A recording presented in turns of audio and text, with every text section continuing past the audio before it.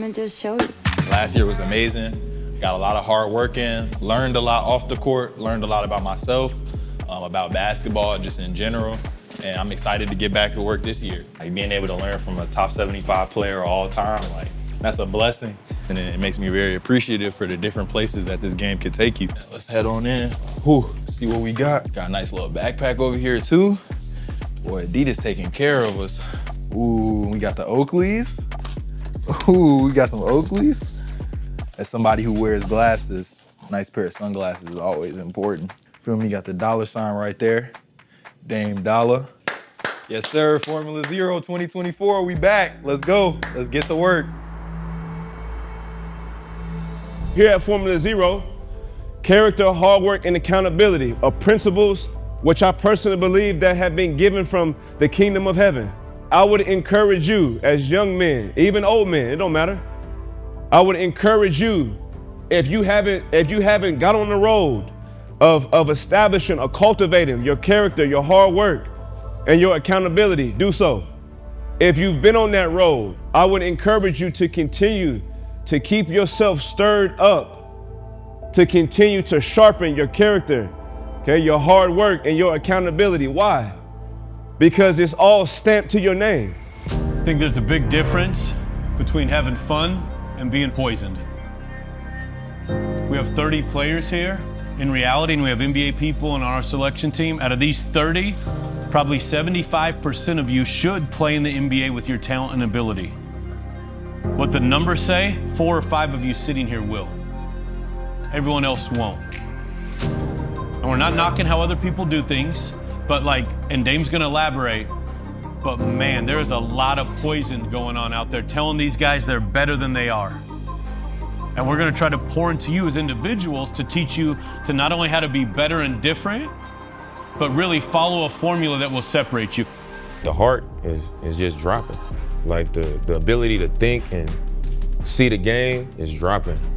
And I think a big reason for that is like the video we just watched. People just hyping y'all up. And rightfully so, from what y'all capable of. But for y'all to succeed, it's not the right way. Some of y'all might not want to hear that. You might not like it.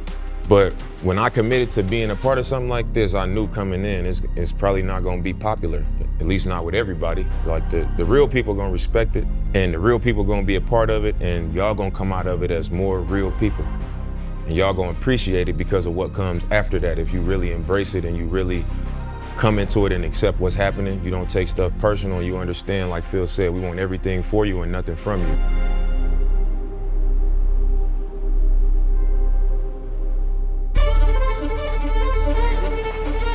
Coaches, go ahead, get to your stations, get your balls and your coaches ready. You have to use your eyes and see everything. So we're gonna skip laterally, but when you do, most guys go like this.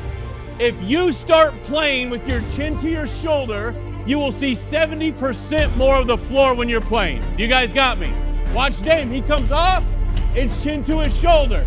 Lateral glide, chin to his shoulder. Right hand, lateral glides, chin to your shoulder. Go! Early eyes, in and out, in and out. Fast. Move, speed, right? Accelerate so you can get off and go. Dame was talking about it a couple of days ago. When you create space, you create opportunity. You got it? Look, a lot of times if somebody trapped right there or if they pick up their dribble, they're not gonna let you just walk into a catch right here. So act like you guarding me. You don't gotta do like a whole, in college they be like, do an L cut.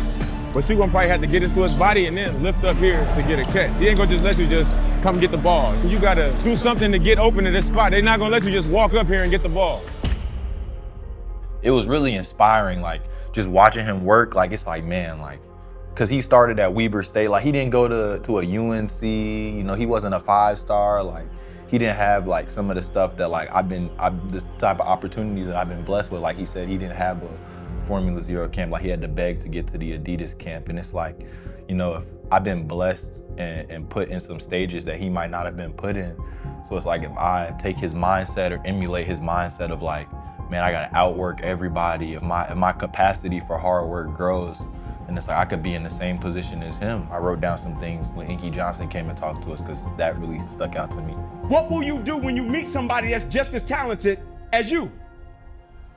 That's when Formula Zero comes into part. Character, accountability, hard work. Like, what will you do when you meet somebody that's just as talented as you are, right? I viewed it totally different.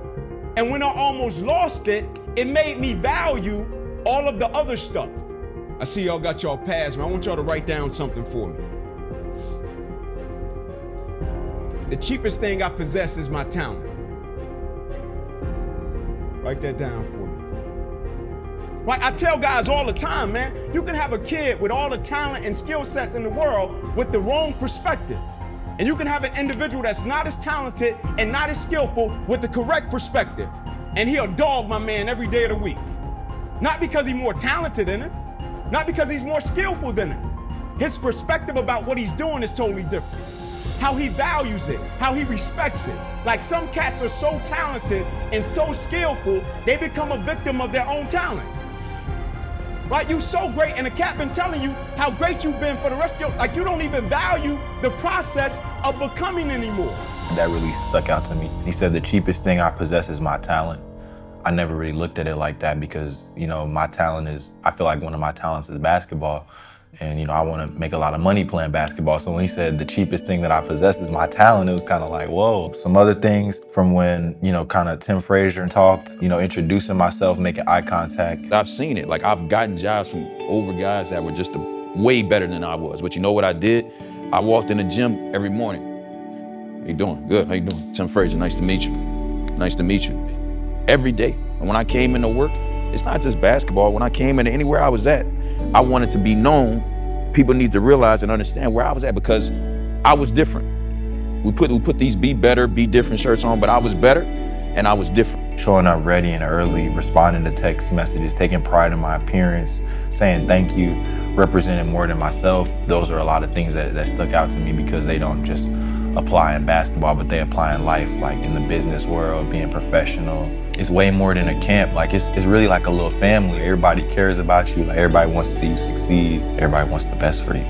We're gonna give you the answers to the test, and it's gonna work if you use it. It'll be one of the best experiences of your life. We're gonna pour into you and coach you up like you wouldn't believe. Can't tell you how important it is that Dame brought these guys.